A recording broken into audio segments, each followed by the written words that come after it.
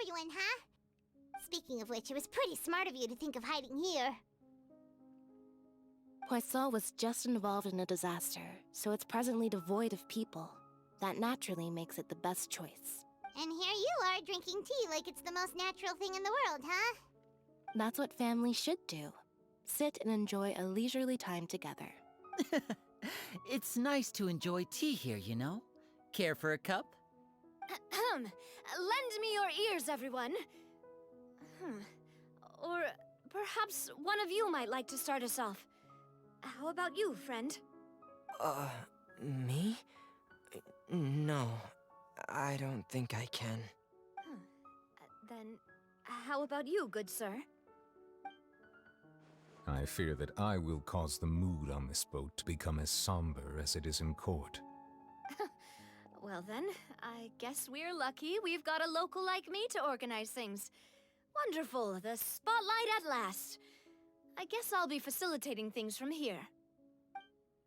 That was a little long-winded, don't you think? Oh, you might be right. Anyway, to cut to the chase, our friend here, the Traveler, has brought us together to discuss something. As for what that is, well, let's start by saying that we'll be pooling our efforts together to create a series of traps. Oh, how intriguing. Well, it's just an expression, really. One that I just learned from Chlorand, and used on the spot. So, let's invite her to explain in detail. A round of applause, please. Huh? Didn't you say that you would be facilitating this? Oh, come now. Your work doesn't involve much public speaking, right? This is a good chance to practice. You might even pick up some fancy oratory tricks to impress your boss with in the future. I see. And what does my boss say? He is glad that you consider him your boss. Do go on.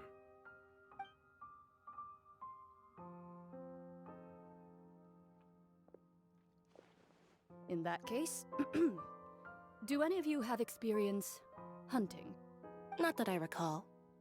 Fremine and I once used a wooden stick in a basket to catch wild rabbits when we were younger. As for Lynette, Oh, right. You were sick that day, weren't you? I've also gone diving to catch some fish before. Does that count? I'm afraid not. You may or may not have heard, but Fontaine once played host to a group known as the Marechaussee Hunters.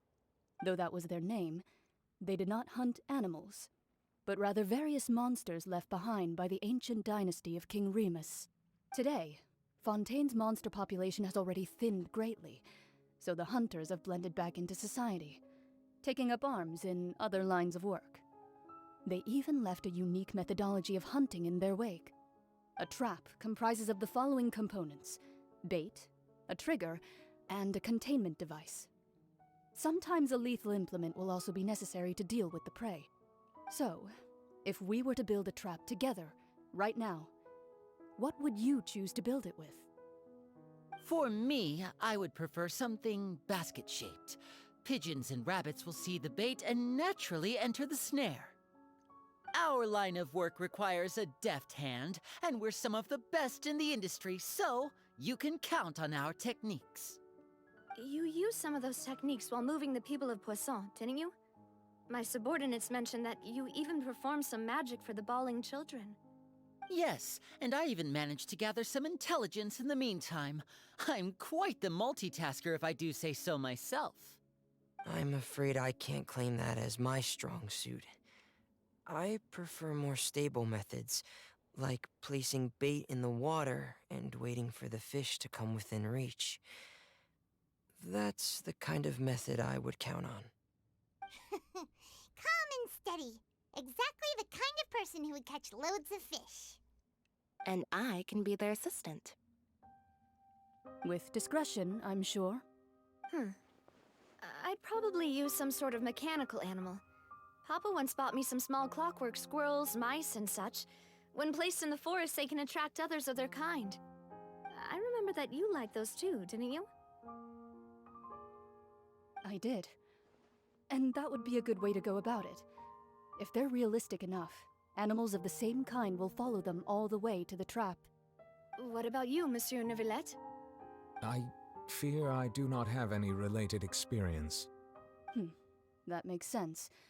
You usually solve problems directly, without the use of any such tricks. But I do have one more question for you, Monsieur. If we were to create a trap now, how would you design it? I would like for it to be effective, but bring no harm to the prey. A more gentle trap would be ideal. Kind, as always. However, our intention doesn't necessarily change the containment device and the type of implement we need. If we wanted to kill the prey in one strike, we would need a powerful implement. However, that also goes for prey that must be captured and safely contained. Wait, why's that? Only a hunter who's a true expert at subduing their prey can snare it without harming it. The line that divides life and death is often exceedingly thin. So are we going hunting together? Huh. We hadn't thought of seeing ourselves as hunters. It kinda works, but maybe it's still not the best metaphor. If our means of capturing and dealing with our prey is to put them on trial, then the hunting metaphor is actually quite accurate. But we shall require much more courage than any hunter to judge a god, a being whose seat is an exalted throne. Oh, so that's what's going on. Sounds very interesting.